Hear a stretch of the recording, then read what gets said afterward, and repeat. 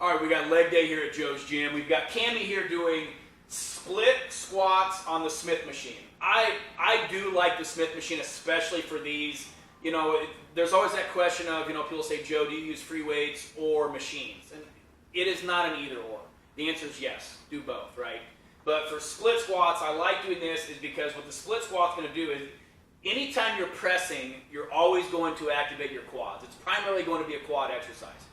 But the further and further your foot is away from or in front of your hip, you are going to lengthen your glutes more. So this will activate a lot of glute. So I don't want the forward backward movement. That's why the Smith machine is going to isolate more of just straight up and down. So obviously split squats, we're going to have a stance left or right in front. It doesn't matter, but pick one.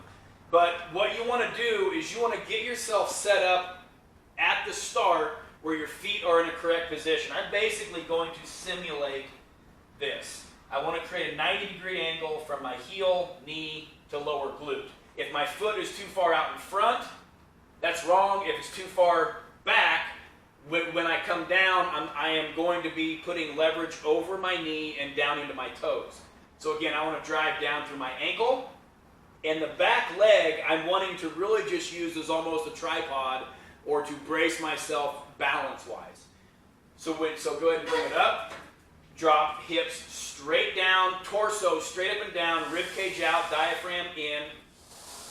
Driving through your front leg down in through your heels, which is going to put most of the pressure onto your upper outer glute. You're driving again, you're pressing through your quads, up through your upper outer glute. And if you lock it out at the top, two things. Locking it out can put undue pressure on your knee, and it is also resting. So again, I don't want to quite lock it out at the top. Again, it's the same thing. Keep going, and I'll talk for a little bit, right? And then we'll switch feet. I'm not going to sit and talk to somebody like this. I'm going to lock my knees out and sit and talk to somebody because this is resting, this is tension. So again, that's why I don't come all the way up. I want to come back into an immediate negative on my way down. There you go. As you can see, creating a 90-degree angle between ankle, knee, bottom of her glute.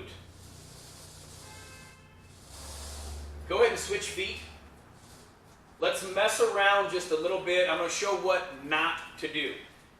Take your front foot out just a little too far. And then come down slow. You can see she's not creating that 90 degree because it's out in front. Bring it back a little bit.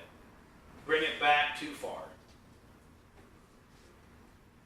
And then when you come down, what you're going to do is you're going to lean too far forward, putting pressure out over your knee into your toes. Again, not good on your knees. Again, we want results, but we also want longevity. So again, this is one of those you want to play with the Smith machine, play with where to place your feet with no weight on it first.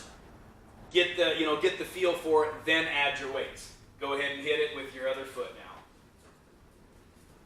So from the different angle, again, 90 degrees. You can cheat a little bit, which I'd rather you not, where when you do come down, I can drive through both legs. I mean, obviously, I'm going to be pressing through both legs, but really try and put your emphasis onto the front leg as much as possible. You will get a lot more results if you do that. Let's get 5. There we go. 2. Again, she's not leaning forward. Again, rib cage out, diaphragm in.